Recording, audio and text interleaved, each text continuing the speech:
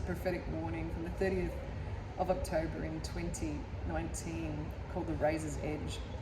This week I spent 3 days with Jesus atop a Razor's Edge mountain high above a valley obscured from sight under a blanket of cloud. A number of signs and dreams from 2018 and 19 indicate we're entering into a season of divine judgment, depicted in dreams as hot coals poured out of a bowl, a red horse in a tree, red and black horses of war and famine, soldiers in suburban streets, a foreign flag flying over our nation, with jihad, Armageddon being screamed out beneath it, and a golden bear and 3 black bears climbing down a mountain in the rain, Russia and terrorist organizations. Read Revelation 2:27, 3:14, 5:8, 10, and 6:4. The words given to Jeremiah at the potter's house remind us that God's promises and judgments are conditional on human behavior. Read Jeremiah 18.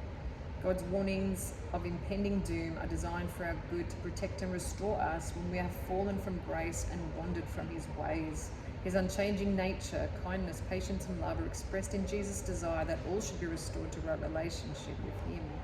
However, the choice to align ourselves with the Father's heart and his restoration plan remains entirely ours. Correction is an expression of our Father's love for us.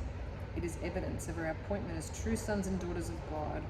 Read Proverbs 3:12 and Hebrews 12:6. In accordance with his unchanging nature, God never violates our free will. Our decision to receive or reject his wisdom and warning.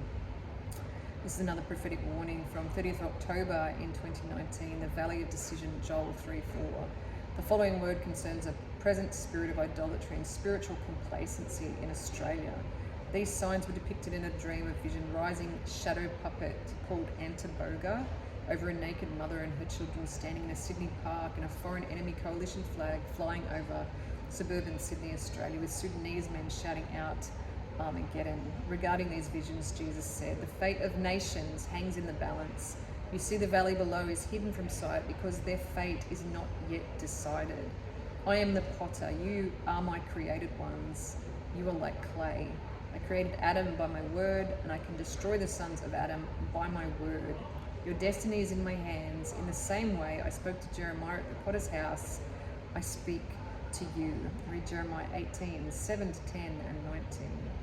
And the word of the Lord came to me, Jeremiah. He said, "If at any time I announce that a nation or kingdom is to be uprooted, torn down and destroyed, and if that nation I warned repents of its evil, then I will relent and not inflict on it the disaster I had planned. And if another time I announce that a nation or kingdom is to be built up and planted, and if it does evil in my sight and does not obey me, then I will reconsider the good that I had intended for it." Prophecy continues. Jesus said, "The flag you have seen flying over Australia is an enemy flag. The enemies of my people Israel are also enemies of your nation." And Toboga is a Javanese spirit.